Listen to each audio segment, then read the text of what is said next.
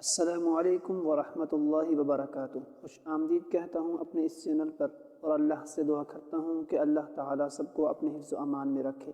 آج کی اس ویڈیو میں ہم آپ کے ساتھ شیئر کریں گے غسل کے چند مسائل۔ ویڈیو اچھی لگے تو لائک ضرور کریں، جزاک اللہ۔ مسئلہ نمبر 6، جب سارے بدن پر پانی پڑ جائے اور کلی کر لے اور ناک میں پانی ڈال لے تو غسل ہو جائے گا، چاہے غسل کرنے کا ارادہ ہو یا نہ ہو۔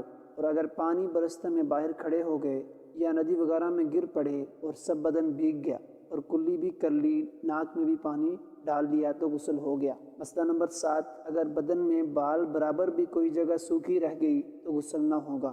اسی طرح اگر غسل کرتے وقت کلی کرنا بھول گئے یا ناک میں پانی نہیں ڈالا تو بھی غسل نہیں ہوگا۔ مسئلہ نمبر 8، اگر غسل کے بعد یاد آئے کہ فلانی جگہ سوکھی رہ گئی تو پھر سے نہانا واجب نہیں، بلکہ جہاں سوکھا رہ گیا ہو اس کو دھو لے، لیکن فقط ہاتھ پھیر لینا کافی نہیں، بلکہ تھوڑا پانی لے کر اس جگہ بہانا چاہیے۔ اور اگر کلی کرنا بھول گئے ہوں تو اب کلی کر لے، اور اگر ناک میں بھی پانی نہ ڈالا ہو تو اب ڈال لے، غرض جو چیز رہ گئی ہو اب اس کو کر لے، نئے سرے سے غسل کرنے کی ضرورت نہیں۔